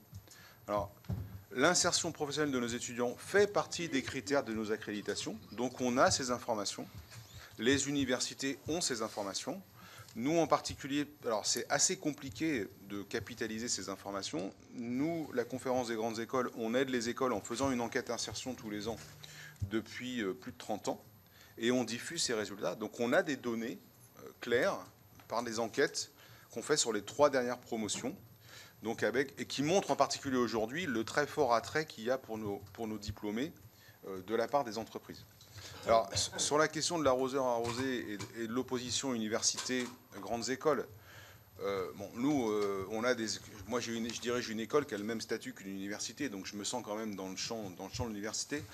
L'idée qu'on défend à la conférence des grandes écoles, c'est qu'il n'y a pas d'opposition entre les deux systèmes. On dit simplement qu'en France, on a des grands systèmes publics ouverts à tous, que sont la santé, l'éducation, ainsi de suite, et qu'il faut un système universitaire ouvert à tous pour traiter, pour former des jeunes pour ça. Et à côté, on a des entreprises privées qui ont un mode de fonctionnement différent. Et nous, nos organisations d'école est plus calquée sur cette organisation d'entreprises privées, sélectif à l'entrée, voilà. Et on dit qu'on a coexistence des deux systèmes avec des passerelles qui sont nombreuses. Ça, c'est un élément qu'on ne dit jamais assez. Concernant le traumatisme Parcoursup, il y a différents modèles de formation dans l'enseignement supérieur aujourd'hui. Il y a des modèles très académiques à l'université. Il y a des modèles qui sont plus entre un mélange d'académique et de professionnel. Pour répondre à monsieur, oui, il y a des professionnels dans nos formations, mais il y a un équilibre entre académique et professionnel. Et on essaie d'être après à 50% d'académique, à 50% de professionnels en fonction des accréditations nécessaires. Il y a des formations qui sont très professionnalisantes, et c'est souvent le cas pour ça, et c'est très bien. C'est difficile pour un jeune de savoir, en sortant du lycée, quel sera l'environnement le meilleur pour lui. Mais on constate aujourd'hui qu'il y a des passerelles qui sont très nombreuses. Et on ne dit pas assez que quand on clique, quand on fait un choix en Parcoursup, on ne fait pas un choix pour toute la vie, que l'année prochaine, on peut changer et rebasculer avec une très grande réussite. Voilà. Donc nos systèmes, le fait qu'on soit en particulier sous contrat sous l'État, fait qu'il y a des passerelles importantes entre les différents systèmes. Et ça m'amène à la question de la recherche. Oui, c'est vrai, dans un champ très académique, très universitaire, c'est fondamental d'avoir une recherche, et en particulier une recherche très amont qui est fondamentale pour les évolutions de la société. Dans nos écoles, on fait aussi de la recherche très amont, mais on va chercher à s'intéresser justement à comment est-ce qu'on transfère vers les entreprises et comment est-ce qu'on crée de la valeur, comment est-ce qu'on crée de l'emploi via la recherche et l'innovation. Alors peut-être qu'effectivement, dans certaines filières très professionnalisantes du supérieur, il n'y a peut-être pas besoin de cet environnement de recherche, mais nous, on préfère le voir sur la question de à quoi ça sert pour les entreprises. On a récemment intégré à la conférence des grandes écoles des structures qui n'en faisaient pas partie, comme en particulier des écoles qui forment au métier de bouche, l'IF et puis Ferrandi. Ces écoles-là, diplôme à niveau Bac+3, elles forment quand même des gens qui seront des cadres, qui vont créer des entreprises, qui vont diriger des entreprises. Et ces écoles-là, ils font une recherche qui n'est peut-être pas publiante, mais ils font au moins de l'innovation et ils créent de l'innovation dans ces entreprises. Donc il y a sans doute des éléments, pas forcément au sens de recherche académique publiante nobélisable, mais au sens de innovation. Comment est-ce qu'on crée de la valeur, on continue à créer de la valeur, comment est-ce qu'on répond aux besoins de la société dans toutes sortes d'entreprises. Et ces éléments-là, il faut les prendre en compte dans l'environnement de formation de ces futurs cadres. Vas-y, je te repasse la parole. Oui, éventuellement, je reviendrai volontiers sur la dimension de cursus et recherche. Voilà, c'est vrai que la dimension de cursus, formation de base et possibilité d'évoluer, bon, ça, c'est ce que nous a amené là, un petit peu la réforme de l'enseignement supérieur au niveau européen, les crédits ECTS. Et ça me semble être quelque chose d'essentiel. Et les cursus aussi par rapport à des métiers, voilà, de pouvoir construire un parcours.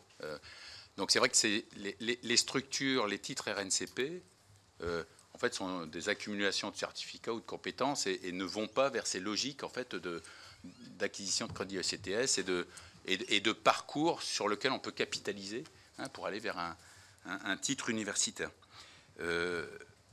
La dimension recherche, je pense que pour moi c'est vraiment un marqueur important de ce qu'est l'enseignement supérieur par rapport à de l'enseignement professionnel, qui est louable.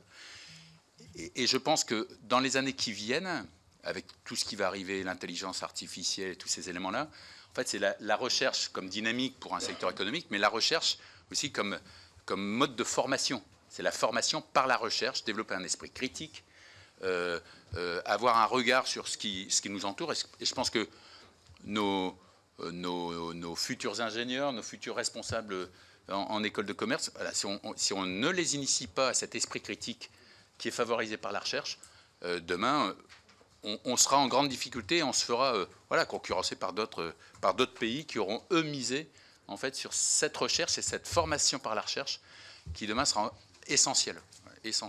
On n'est plus dans une logique de transmission de connaissances parce qu'il y a eu Internet et là, on va passer à l'intelligence artificielle et ces structures pourront faire des choses formidables en termes de transmission de connaissances. Par contre, la formation des personnes, leur capacité à évoluer, leur capacité à se poser des questions essentielles pour l'avenir. Donc, derrière ça, c'est quelle vision on a de notre enseignement supérieur dans les années qui viennent, alors que oui, on va entrer dans des zones de turbulence, et ça je le dis, hein, on est déjà entré. Turbulence liée effectivement à un secteur très compétitif, et compétitif aussi venant des États-Unis et tout ça, enfin, je veux dire, où il y a une financiarisation beaucoup plus précoce que chez nous, même si là-bas, il y a eu plutôt un feu de paille des structures privées à but lucratif, hein, et ça s'est rapidement éteint parce qu'en fait, il n'y avait pas de financement public. La différence chez nous, c'est qu'aujourd'hui, il y a un financement public qui fait que le privé à but lucratif ne risque pas... Enfin, le feu de paille risque de durer un peu plus longtemps. Ce sera peut-être un feu de bois, quoi. Hein. Donc, attention par rapport à ça, mais c'est quoi notre vision de l'enseignement supérieur demain?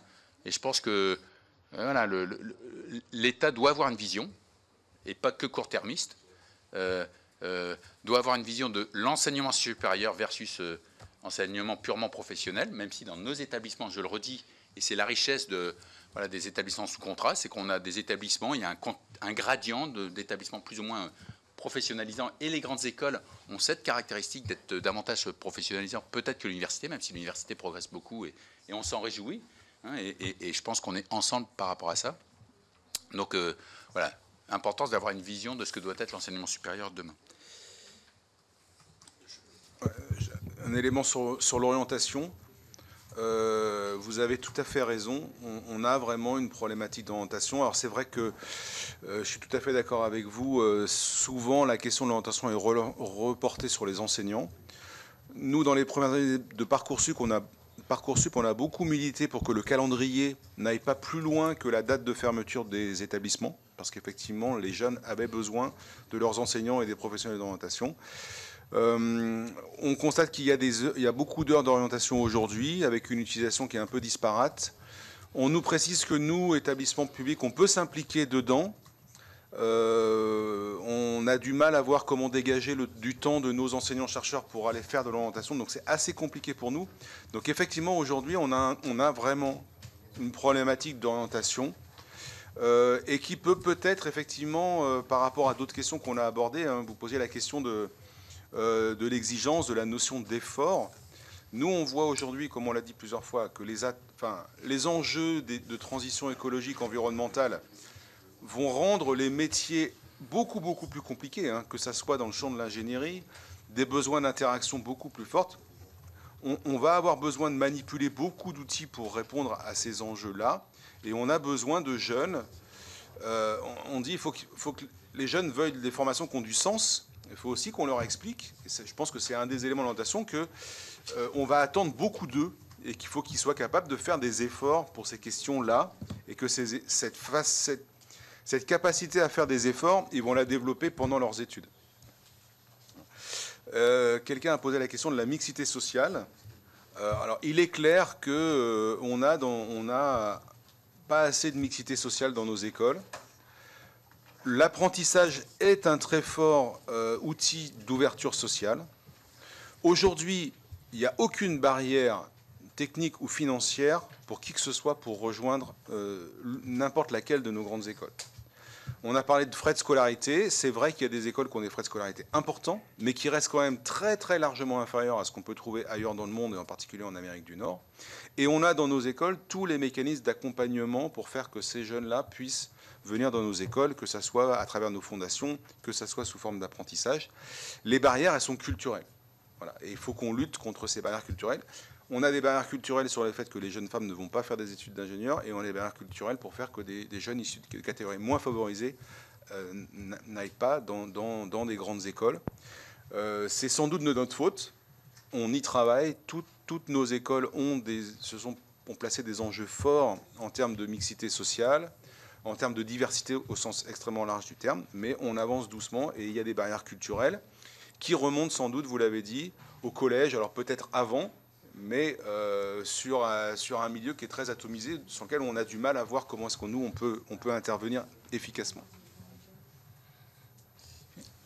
Juste, je ne sais pas si encore peut-être un petit mot pour vous dire aussi par rapport à ce que je disais tout à l'heure sur la complémentarité publique et école associative, du mode de financement des écoles associatives qui peut, quelque part, à mon sens, est assez vertueux. C'est-à-dire que les écoles associatives, en fait, ont comme financeurs, en fait, doivent rendre des comptes à l'État, aux familles et aux entreprises. L'État, parce qu'on est en contrat, on reçoit une petite subvention de fonctionnement, alors qu'on aimerait supérieure, notamment pour les activités de recherche, et donc on a des comptes à rendre à l'État pour démontrer qu'on s'inscrit bien dans la mission de service public. Les familles participent aux frais de fonctionnement, alors à hauteur peut-être de 50% du coût réel, hein, parce que les coûts des écoles ESPI, comme elles sont certifiées par la CTI, avec des exigences encadrement, on a des coûts de fonctionnement, alors, du fait de notre mode de fonctionnement un peu moins cher que dans le public, mais elles sont assez similaires, convergentes. Hein. Les familles contribuent à hauteur peut-être de 50%, 60% des coûts réels, donc on a des comptes à rendre aux familles, et je trouve ça normal. Voilà. Et il nous manque, allez, 5-10%, c'est nos contrats de recherche qu'on a avec les entreprises, et si on n'a pas ces 5-10% de financement par les entreprises, ben, en fait, on n'équilibre pas notre budget, donc on est obligé d'être à l'écoute de nos partenaires qui, demain, voilà, embaucheront nos élèves, de nos partenaires qui nous projettent dans la recherche et leur réflexion recherche. Donc ça nourrit aussi nos activités de chercheurs. Et le dernier point aussi qui est assez caractéristique, notamment des écoles de la physique, c'est qu'on a une couverture territoriale assez large au niveau français, avec des écoles qui sont implantées dans des villes, quelquefois de taille moyenne, où il n'y avait pas d'école d'ingénieurs. Et donc les collectivités locales, parce que nous sommes expliqués, peuvent financer une partie de nos infrastructures. Et donc on a des comptes à rendre aux collectivités locales. Et quelque part, ça inscrit aussi dans notre mission de service public le fait qu'on s'implique localement, qui dans des incubateurs, qui dans des politiques de pôle de compétitivité, etc. Donc ça, et ce mode de fonctionnement où on a des comptes à rendre à ces différentes parties prenantes, voilà, me semble être important. Peut-être un petit point par rapport au prépa outre-mer, voilà, que je n'ai pas évoqué tout à l'heure. C'est vrai que le système classe préparatoire, aujourd'hui, reste une machine très intéressante de sélection, aussi de formation. C'est vrai que par rapport à des jeunes aujourd'hui, ça correspond peut-être plus au modèle qu'attendent les jeunes par rapport à l'enseignement supérieur. Et a fortiori, sans doute, des jeunes qui sont en outre-mer. Voilà, parce que venir en métropole et être complètement coupé, c'est pas facile. Et d'autant plus qu'ils sont sollicités pour aller faire leurs études au Canada où il n'y a pas ces classes préparatoires. Donc, faire attention aux stratégies d'évitement des jeunes qui sont là-bas et peut-être leur proposer des cursus avec prépa intégrée qui sont tout autant d'excellence au niveau national et intégrés par rapport à ça. Ça, c'était la réponse par rapport aux classes prépa d'outre-mer. C'était aussi sur les Français de l'étranger, pas outre-mer. Les Français de l'étranger, pardon, oui. C'est pas que outre-mer, pardon. Mais ça relève de la même logique, en fait. Parce que voilà, quand un jeune Français est en Éthiopie ou en Chine et qu'il est loin de ses parents, de sa famille, la classe prépa peut être très dure, sauf à avoir des prédispositions, et auquel cas, voilà, ils seront remarquables, mais c'est quand même dur. Moi, juste pour finir de mon côté, il y a une question sur les amendes. Oui, peut-être. Voilà, il y a effectivement des dispositifs qui sont en place. Je pense qu'on les utilise peu. C'est très bien que la DGCCRF ait enquêté. On a l'impression que les gens peuvent toujours un peu jouer sur les mots et pour échapper à l'amende et se positionner un petit peu en dehors du cadre. Donc la notion de reconnaissance par l'État, par exemple, aujourd'hui, elle est utilisée un peu dans tous les sens, on ne sait pas trop pourquoi. Donc on n'est pas vraiment sûr que les amendes soient une bonne formule. La question du code de déontologie, je pense que c'est quelque chose de plus intéressant à creuser, qui peut sans doute faire avancer les choses et sur lequel on peut faire des contrôles. Voilà, je pense que... Il y avait une question sur la quantification du phénomène. C'est clair qu'aujourd'hui, sur les filières d'ingénierie, il y a quand même un système d'accréditation de titres d'ingénieur qui fait qu'il n'y a pas de dérive sur ce champ-là. Alors, il y a des gens qui sont au bord, plutôt dans les champs du numérique aujourd'hui, parce qu'il y a un gros attrait. Mais voilà, c'est vraiment beaucoup sur le champ du commerce, de la culture qu'on voit plus des dérives.